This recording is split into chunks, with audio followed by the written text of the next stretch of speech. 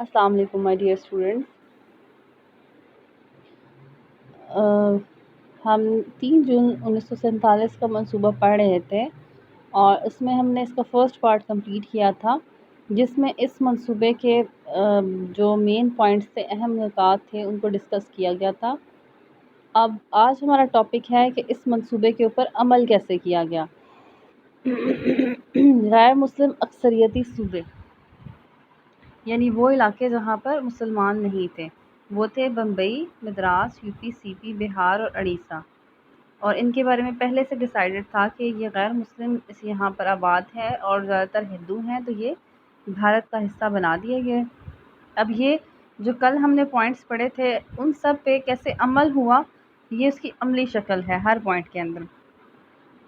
उसके बाद सिलहट का आपको मैंने बताया था कि उसके बारे में सिलहट के ज़िले में मुसलमानों की तादाद ज़्यादा थी और सिलहट के बारे में फ़ैसला हुआ था कि अगर वो पाकिस्तान के हक़ में वोट देंगे तो उसे पाकिस्तान का हिस्सा बनाया जाएगा, लेकिन उससे पहले मशरक़ी पाकिस्तान के अगर लोग अवाम तक़सीम के हक़ में फ़ैसला करेंगे तो तब होगा ऐसा।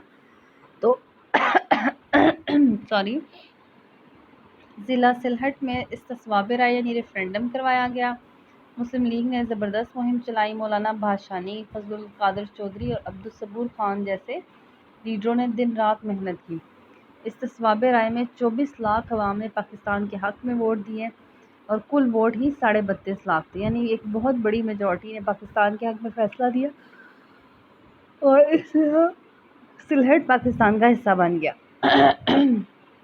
उसके बाद आता है सरहदी सूबा, यानी जिस सूबे के अंदर पश्तो बोली जाती थी, जिसको अभी हम खैबर पख्तूनख्वा कहते हैं। सरहदी सूबे में भी रेफरेंडम का फ़ैसला किया गया था, तो वहाँ पर इस्तिस्वाब राय यानी रेफरेंडम करवाया गया। आवाम की अक्सरियत ने अपना फ़ैसला पाकिस्तान के हक़ में दिया। ऑल इंडिया मुस्लिम लीग को तारीख़ी कामयाबी मिली। सरदार अब्दुल रब निश्तर ख़ान, अब्दुल क़य्यूम ख़ान और पीर मांकी शरीफ समेत मुस्लिम लीगी रहनुमाओं ने सूबे भर का दौरा किया और नताइज हस्ब तवक्को निकले, यानी अवाम ने पाकिस्तान के हक़ में अपना फ़ैसला दिया और इस तरह शुमाल मगरबी सरहदी सूबा पाकिस्तान का हिस्सा बन गया। सूबा सिंध के बारे में ये फ़ैसला हुआ था कि वहाँ के अरकान असम्बली से राय ली जाएगी। तो सूबाई असम्बली जो सिंध की सूबाई असम्बली थी, उसके 33 अरकान ने हक़ में और 20 ने मुखालफत में वोट दिए और वाज़ेह अक्सरियत ने फ़ैसला पाकिस्तान के हक़ में दिया था, इसलिए सूबा सिंध को पाकिस्तान में शामिल किया गया। इसी तरह बलूचिस्तान को उस वक्त तक सूबे का दर्जा नहीं मिला था, तो वहाँ की शाही जिरगे और कोयटा की म्यूनसिपैलिटी जो मेंबर्स थे, उन्होंने फ़ैसला करना था कि वो किस मुल्क में, किस रियासत में शामिल होना चाहते हैं। तो उन्होंने इत्तफ़ाक़ राय से कायद-ए-आज़म की आवाज़ पर लब्बैक कहते हुए पाकिस्तान में शामिल होने का फ़ैसला कर लिया। काज़ी मोहम्मद ईसा, जिनके बारे में आप पढ़ चुके हैं, जो बलूचिस्तान की नुमाइंदगी कर रहे थे करारदाद लाहौर में, यानी करारदाद पाकिस्तान में। इसके साथ नवाब मोहम्मद ख़ान जोगज़ई और मीर जाफ़र ख़ान जमाली ने पाकिस्तान के हक़ में ज़बरदस्त मुहिम चलाई। नवाब ऑफ कल्लात ने भी पाकिस्तान की हिमायत की, जो कि बलूचिस्तान में कलात का नवाब था उसने, और इस तरह बलूचिस्तान पाकिस्तान में शामिल हो गया। उसके बाद आता है सूबा पंजाब। पंजाब और बंगाल के बारे में आपने स्टार्ट में पॉइंट में पढ़ा था कल के लेक्चर में कि पंजाब और बंगाल के बारे में अवाम ने फ़ैसला करना था कि वो तक़सीम के हक़ में है या मुखालफत में, और अगर कोई इसी एक कौम के नुमाइंदे भी हक़ में फ़ैसला करेंगे तक़सीम के हक़ में, तो उसे तक़सीम किया जाएगा। तो पंजाब की सूबाई असम्बली से जब राय ली गई, तो 91 मेंबर्स में से पाकिस्तान के हक़ में 91 मेंबर ने वोट दिए और 77 ने मुखालफत में। तो इस तरह पंजाब को तक़सीम करने का फ़ैसला किया गया और ये काम हदबंदी कमीशन के सुपुर्द हुआ।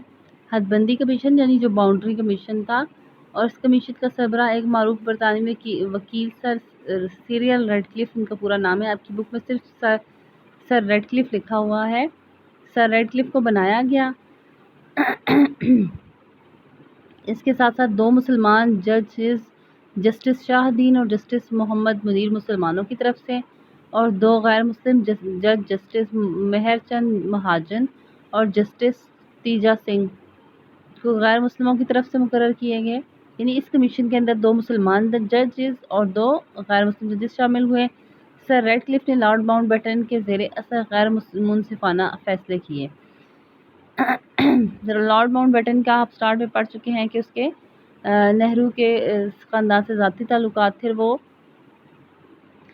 کانگریس کو اور نہرو کو درپردہ ان کی حق میں تھا اور ان کو سپورٹ کر رہا تھا، تو اس نے اثر اتنا رکھا ہوا تھا ریڈ کلف کے اوپر بھی کہ اس نے غیر منصفانہ فیصلے کیے اور ضلع گورداسپور جو مسلم اکثریتی ضلع تھا لیکن اس کی 3 تحصیلیں بھارت میں شامل کر دیں۔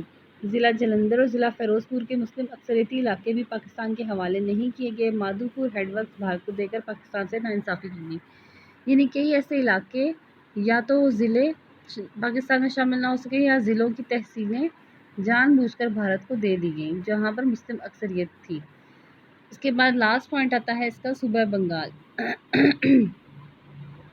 جو صوبوں کا آتا ہے۔ صوبہ بنگال کے لیے بنائے گئے حد بندی کمیشن کا سربراہ بھی سر ریڈ کلف تھا۔ اس کی مدد کے لیے مسلمانوں کی جانب سے جسٹس ابو صالح محمد اکرم اور جسٹس ایس اے رحمان، جبکہ غیر مسلموں کی طرف سے جسٹس سی سی بسواس اور جسٹس بی اے مکھرجی کو لیا گیا۔ جو حد بندی کمیشن باؤنڈری کمیشن کا سربراہ تھا وہ تو وہی رہا، لیکن بنگال میں مسلمانوں اور غیر مسلموں کے جو نمائندے تھے وہ بنگال میں سے لیے گئے جسٹسز۔ بنگال کو مسلم اور غیر مسلم اکثریتی علاقوں میں تقسیم کرتے وقت حد بندی کی گئی تو وہاں بھی پنجاب کی طرح ناانصافیوں سے کام لیا گیا۔ بہت سے مسلم اکثریتی علاقے بھارت کو سونپ دیے گئے۔ کلکتہ، مرشد آباد اور ندیا کے مسلم اکثریتی اضلاع سے پاکستان کو محروم کر دیا گیا۔ بہر طور صوبہ بنگال کا مشرقی حصہ پاکستان میں شامل کرنے کا فیصلہ کیا گیا، یعنی بنگال کو تقسیم کیا گیا اور مشرقی حصے میں مسلمانوں کی تعداد زیادہ تھی تو وہ پاکستان کے حصے میں آیا۔ اور اس میں بھی ناانصافی کی گئی کہ ندیا، مرشد آباد اور کلکتہ کے مسلم اکثریتی علاقے جان بوجھ کر انڈیا میں شامل کیے گئے۔ اور یہ آپ سٹارٹ میں پڑھ چکے ہیں کہ لارڈ ماؤنٹ بیٹن نے وعدہ کیا تھا کہ وہ تقسیم اس طرح سے کٹا پھٹا تقسیم کر کے اس طرح سے کٹا پھٹا پاکستان دے گا پاکستان قائد اعظم کو اور مسلمانوں کو کہ زیادہ عرصے تک پاکستان قائم نہیں رہ سکے گا۔ تو جو یہ باؤنڈری کمیشن میں جان بوجھ کر جو مسئلے کھڑے کیے گئے وہ اسی لیے کھڑے کیے گئے تھے، اور جان بوجھ کر جو تقسیم ہے یہ غیر منصفانہ نظر آتی ہے اور اکثر مسلم اکثریتی علاقے انڈیا میں شامل کر دیے گئے صرف اس لیے تاکہ پاکستان اپنا وجود جلدی دیر تک برقرار نہ رکھ سکے۔ اس کے بعد آتی ہیں دیسی ریاستیں۔ دیسی ریاستوں کی بہت بڑی تعداد پاکستان یا بھارت کے علاقوں کے درمیان واقع تھی۔ زیادہ تر ریاستوں نے اپنے فیصلے دے دیے، صرف ریاست جموں و کشمیر، ریاست جوناگڑھ، ریاست حیدرآباد دکن اور ریاست مناور کے علاوہ کوئی نتیجہ اخذ نہ کیا جا سکا۔ یعنی 635 دیسی ریاستیں تھیں، ان میں سے تقریباً 630 ایسی ریاستیں تھیں جنہوں نے کسی نہ کسی پاکستان یا بھارت میں کے ساتھ اپنے الحاق کا فیصلہ کیا، اور یہ فیصلہ انہوں نے زیادہ تر مذہبی بنیادوں پر کیا تھا۔ جہاں کی آبادی ہندو تھی وہ بھارت میں، جہاں کی آبادی مسلمان تھی پاکستان میں شامل ہو گئے۔ اور جوناگڑھ اور مناور کے والیان نے پاکستان سے الحاق کا فیصلہ کیا، لیکن بھارت نے فوج کشی کر کے ان پر قبضہ کر لیا۔ اور ریاست حیدرآباد دکن کے والی نظام نے اپنی ریاست کو آزاد حیثیت دینے کا عزم کیا، لیکن بھارتی افواج نے حملہ کر کے حیدرآباد دکن کو بھی زبردستی بھارت کا حصہ بنا دیا۔ یعنی بھارت نے اپنے جو تھا وجود قائم کرتے ہی اور بھارت نے بنتے ہی جو ریاستوں کے اوپر قبضہ کرنا اور اپنے علاقے کو بڑھانا شروع کر دیا۔ جوناگڑھ اور مناور کی مثال آپ کے سامنے ہے۔ اس طرح حیدرآباد دکن کو بھی زبردستی انڈیا میں شامل کیا گیا۔ حیدرآباد دکن، جوناگڑھ اور مناور میں عوام کی اکثریت غیر مسلم تھی، لیکن ریاست جموں و کشمیر کے عوام کی بہت بڑی آبادی کا مذہب اسلام تھا۔ وہ پاکستان سے وابستہ ہونا چاہتے تھے لیکن ہندو راجا کچھ اور سوچ رہا تھا۔ یعنی یہ جو ریاستیں تھیں جنہوں نے اپنے بارے میں کوئی فیصلہ نہیں لیا تھا ان کو بھارت نے زبردستی اپنے ساتھ شامل کر لیا، اور یہ وہ تھی جہاں پر ہندو اکثریت تھی، غیر مسلم لوگ آباد تھے، تو کوئی فرق نہیں پڑتا تھا کہ وہ پاکستان میں شامل نہ بھی ہوتے تو خیر تھی، لیکن وہاں کی آبادی کا بڑا حصہ مسلمانوں پر مشتمل تھا، اور وہ لوگ پاکستان سے کشمیری عوام پاکستان کے ساتھ الحاق چاہتے، لیکن ہندو راجا کچھ اور سوچ رہا تھا۔ وادی کشمیر میں جنگ آزادی شروع ہو گئی عوامی مانگوں کو بھارتی افواج نے کچلنا چاہا لیکن ناکامی ہوئی تو بھارت مسئلہ کشمیر کو اقوام متحدہ کی سلامتی کونسل میں لے گیا۔ یعنی یہ مسئلہ سلامتی کونسل کی جو قرارداد ابھی تک ہم مناتے ہیں 5 جنوری کو، وہ انڈیا خود لے کر گیا تھا اس مسئلے کو کشمیر کے اندر۔ سلامتی کونسل نے جنگ بندی کرا دی۔ بھارتی وزیراعظم نہرو نے امن کے قیام کے بعد رائے شماری کرانے کا وعدہ کیا، لیکن جب بھارت نے کشمیر کو پوری طرح جکڑ لیا، یعنی حالات کنٹرول میں کر لیے اور قبضہ کر لیا، تو رائے شماری کا وعدہ پس پش ڈال دیا گیا۔